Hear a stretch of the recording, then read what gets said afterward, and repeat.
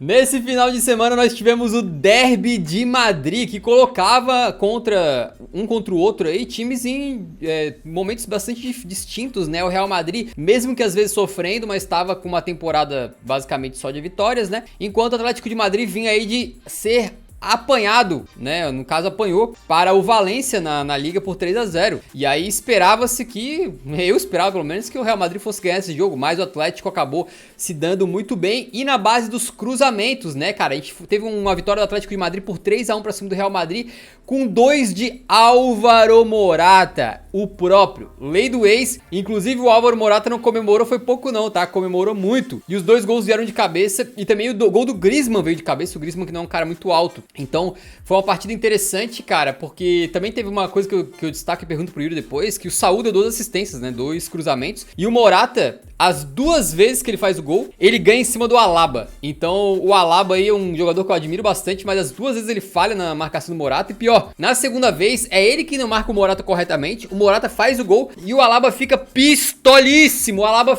ele surta, mano, que alguém não tava marcando o Morata, era ele que não tava marcando o Morata, deixou o cara sozinho. Mas enfim, de qualquer maneira, o Atlético de Madrid vence por 3-1, o Real Madrid fez um gol com o Toni Kroos de fora da área, bem naquele estilo Kroos, né, finge que vai chutar, puxa pro lado e solta a sapatada. E aí, cara, eu queria que tu comentasse como é que foi esse jogo, Yuri, não sei se tu conseguiu assistir porque foi no mesmo horário da final da Copa do Brasil, né, mas uma coisa que me chamou muita atenção, não vi o jogo, foi que o Ancelotti começou com, em teoria, 5 meio-campistas, né, ele colocou Camavinga centralizado de volante, Valverde de um lado e Kroos do outro, e aí um pouco mais adiantados, Bellingham e Modric. Então, se tu fosse ver, de origem, o Real Madrid entrou com 4 defensores, 5 meio-campistas e um atacante que o Rodrigo, a gente sabe, né, era mais ponta e agora tá quebrando ali de todos os jeitos possíveis. O Bellingham jogando mais adiantado também, uma escalação meio diferente que ele tentou usar pra cima do Atlético de Madrid aí, mas que no final das contas não deu certo. Como é que foi a partida? Não sei se tu viu. Eu vi sim, eu tava assistindo o jogo do Flamengo no monitor e o Derby de Madrid no celular. Consegui prestar atenção, especialmente no derby, já que o jogo do Flamengo não acontecia tanta coisa assim. Mas, cara, o jogo surpreendente, né? Não esperava que o Atlético de Madrid fosse conseguir fazer um jogo tão sólido, porque vinha de maus resultados. Só que, assim, teve um ponto de mudança nesse jogo, que foi o retorno do senhor, do Dom Coque Ressurreição, cara. Que diferença que faz o Coque. A ressurreição do Coque. Que diferença que faz o Coque nesse meio campo do Atlético de Madrid, cara? É outra equipe, cara. Faz muita diferença. Também ainda tem que ter o retorno do Depay, que também é um titular importantíssimo. Mas é outro time, cara. É outro time. Eu tenho falado pro pessoal, o Atlético de Madrid caiu de rendimento nos últimos jogos, porque tava com muito jogador lesionado, né? O Depay também retornou, tava no banco de reservas, entrou no segundo tempo, no derby. Mas o Atlético de Madrid tem um elenco muito curto, cara. Muito, muito curto. Tanto que nos jogos tem que estar usando um monte de jogador jovem para completar o banco. Então, quando tem jogadores se lesionando assim no time titular, a reposição acaba sendo de uma qualidade muito inferior aos titulares. Então, faz muita diferença quando um cara como o Coque se lesiona. Assim como vai fazer diferença se o Griezmann se lesionar, vai fazer diferença se o Oblak se lesionar, se o Savic se lesionar. Morata, por enquanto, sim. Mas calma, tem que ter paciência.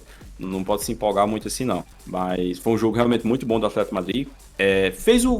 Me lembrou o Atlético de Madrid nos vários tempos do Simeone, né? Que conseguiu atacar muito bem, inclusive jogaço do Lino. Tem que pontuar aqui, jogaço. Tomara que o Lino não seja o Renan Lodge 2.0, que começa muito bem e depois cai de rendimento, mas foi realmente um jogo muito bom dele. E, obviamente, tem que exaltar o Morata, né? Que nas 2 cabeçadas foi muito feliz, especialmente na primeira, que não era uma cabeçada fácil, né? Que a bola vem da esquerda pra direita, passa muito rápido, ele só dá aquela desviadinhazinha assim, só pra, tá ligado? Colocar a bola, a cabeçada perfeita, que é você cabecear de cima pra baixo, dificilmente o goleiro consegue pegar. Tanto que nas 2 cabeçadas de Morata, o Kepa não pula, porque ele ficou completamente vendido no lance. A cabeçada foi simplesmente muito perfeita. Então eu critico o Morata quando tem que criticar, mas quando é para elogiar, tem que elogiar. Ele foi muito bem nesse jogo, as 2 cabeçadas foram mortíferas, foram completamente mortais, e o Griezmann também, obviamente, o maestro do time, que o Griezmann jogou contra o Real Madrid foi brincadeira, não só na parte ofensiva, como também na parte defensiva. Muitas vezes o Griezmann estava lá atrás, ajudando a tirar a bola, ajudando a bloquear, ajudando a tentar fazer uma saída de bola, porque o segundo tempo do Atlético de Madrid foi de administrar o resultado, né? Porque o primeiro tempo termina 2-1, o do Morata e do Griezmann, o Kroos faz o gol ali na reta final do primeiro tempo. Aí logo no comecinho do segundo tempo sai o segundo gol do Morata, E aí o resto do segundo tempo é só do Atlético de Madrid defendendo a sua vantagem, como normalmente o Simeone faz quando enfrenta equipes muito fortes como o Real Madrid. Então foi realmente um jogo muito sólido, o que me deixa animado, cara, porque o Atlético de Madrid é um clube que muita gente acha que ainda tá em 2017, 2016. Que fala, o Atlético de Madrid é só defesa, defesa, mas assim, cara, quem dera fosse, porque a temporada passada a defesa do Atlético de Madrid era horrível, era um time extremamente peneira, qualquer time conseguia agredir, conseguia fazer gol no Atlético de Madrid, não conseguia defender bem. Então se o Atlético de Madrid pelo menos voltar a defender bem, já vai ser um salto muito grande, porque se conseguir voltar a ter uma defesa sólida, se conseguir voltar a defender bem, qualidade tem lá na frente, tem Depay, tem Griezmann, tem Morata, tem Koke, tem Llorente, tem o Depay quando estiver disponível. Então, acho que é um primeiro passo para o Atlético de Madrid voltar a ser competitivo é realmente voltar a ter uma defesa sólida, coisa que conseguiu ter nesse jogo contra o Real Madrid. Agora, falando sobre o Real Madrid, cara, realmente é uma formação peculiar, né? Me lembrou a Espanha em 2018, né? Quem lembra aí da Espanha na Copa do Mundo 2018, eles chegaram a entrar em campo com o Diego Costa como único atacante e o resto era tudo meio campista. Eram todos jogadores de meio campo, porque eles tinham muitas opções para o meio campo e poucas opções para o ataque. O Ancelotti entrou com 5 meio-campistas, mas na prática, assim, você tem um Bellingham que joga praticamente como um segundo atacante, e o Valverde, que é um cara que tem plena capacidade de jogar aberto. É um cara que muitas vezes, inclusive, joga como um ponta direita, meia direita ali. Então, apesar de serem 5 meio-campistas de função, na prática poderia ter jogadores ali atuando muito mais perto da área. Mas de qualquer forma acabou sendo uma estratégia que não deu certo, né? O Real Madrid, as melhores finalizações do Real Madrid foram de fora da área, né? No segundo tempo teve duas finalizações muito boas ali de fora da área, acho que foi do Tchouaméni e outra do Rüdiger, que passaram bem perto. Mas em termos de criação, realmente não conseguiu oferecer grandes perigos à meta do Oblak, que acabou sendo um jogo bem abaixo do Real Madrid, coisa que a gente já destacava aqui, que o Real Madrid estava ganhando muitos jogos na Bacia das Almas. Estava ganhando muitos jogos assim nas últimas ali, um gol cagado do Bellingham no final, mas que o desempenho estava deixando a desejar, e mais cedo ou mais tarde o Real Madrid não iria conseguir ter a mesma sorte. Felizmente, esse mais cedo ou mais tarde veio do derby de Madrid contra o Atlético. Então tá aí, cara, e com esse desempenho no derby aí, quebrando uma sequência do Real Madrid de só vitórias na temporada, também vale ressaltar que desde aquela goleada sofrida contra o Manchester City, nenhuma equipe até o Atlético de Madrid no derby de hoje tinha marcado 2 ou mais gols contra o Real. Então vale ressaltar esse fato, porque a defesa do Real Madrid, às vezes as pessoas ficam falando como se fosse um lixo e não fosse nem de perto, nem assim, de nível decente, né? Às vezes assim, as pessoas falam como se fosse o ponto mais fraco de longe da equipe, mas os caras não vinham há bastante tempo sem tomar 2 ou mais gols na temporada. E com isso, cara, na temporada não, numa partida.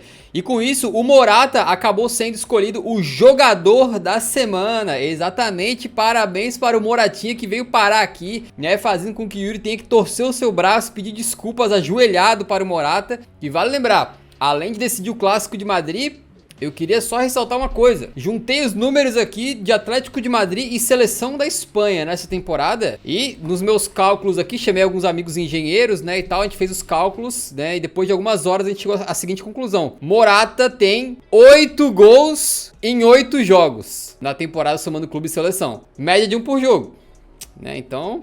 O que tu achou do desempenho? Quase o mesmo número do Haaland. O que tu achou do desempenho? Será que ele não tem menos gols perdidos do que o Haaland na temporada, não? Menos chances claras perdidas? Com certeza tem, porque o Atlético de Madrid não cria aquele tanto de chance, não. Então tá aí, cara. Vou fazer essa comparação no Twitter, vou fazer assim, Álvaro Morata, gols, chances perdidas, Erling Haaland, gols, chances perdidas, aí embaixo eu coloco, tirem suas conclusões, boa, né? Boa. Essa aí vai... Porra. Eu tô falando sério, você vai ver. Mas diz aí, jogador da semana. Mereceu, né? Mereceu, cara, mereceu. Assim, a galera vai dizer, Yuri tá sendo clubista, tá inventando Morata, porque não sei o que. Mas, pô, cara, com todo carinho. O Real Madrid não tinha tomado 2 gols num jogo desde maio, desde aquela goleada pro Manchester City. O Real Madrid vinha ganhando de todo mundo, tava 100% do Campeonato Espanhol, venceu na primeira rodada da Champions. Aí o jogador responsável por encerrar esse reinado de terror do Real Madrid, meter 2 gols no cara, nos caras, e uma vitória gigantesca num derby, como o derby de Madrid, pô, cara, com todo carinho, é um destaque muito grande. Claro que, a gente poderia ter colocado o Harry Kane, meteu 3 gols, deu 2 assistências, mas, pô, O que é mais destacado numa rodada de final de semana? O cara destruir no Derby de Madrid, destruir o Real Madrid, ou o cara meter 3 gols contra o Bochum? Ah, filho, assim, me desculpa, mas pra mim não tem comparação. Mesmo que não fosse do meu time, se fosse um Real Madrid e Barcelona, e o Barcelona vencesse com 2 gols do Lewandowski, seria o Lewandowski. Ou então se o Real Madrid vencesse com 2 gols do Rodrigo, seria o Rodrigo. É muito importante destacar jogos grandes assim também, né? Então, pelo menos, assim, a gente aqui tenta dar mais valor ao cara se destacar em jogos grandes do que, pô, se toda rodada o jogador da semana for um cara que pegou um time baba ali e meteu 2, 3 gols, aí fica um negócio muito previsível, fica muito chato. Então, sim, o senhor Álvaro Morata, Dom Álvaro Morata, o maior atacante da história da cidade de Madrid, superando Cristiano Ronaldo, com todos os méritos, ele deteve o Real Madrid, ele interrompeu o reinado de terror do Real Madrid e é o jogador da semana de 25 de setembro. E é só o começo, porque na semana que vem vai ser o Depay, na outra semana vai ser o Griezmann, aí na outra vai ser o Oblak, aí na outra vai ser o Simeone, aí na outra vai ser o Fernando Torres, que nem tá jogando mais, e assim por diante. Por falar em tweets absurdos, uma provocaçãozinha. O Morata não seria camisa 9 da seleção brasileira hoje em dia, se ele fosse brasileiro? Considerando os que estão sendo convocados aí, amigo. Se você levar em conta que os camisas 9, os homens gols da seleção brasileira atualmente são Matheus Cunha, que tem 3 gols da temporada passada para essa, e o reserva do Totão da Márcia,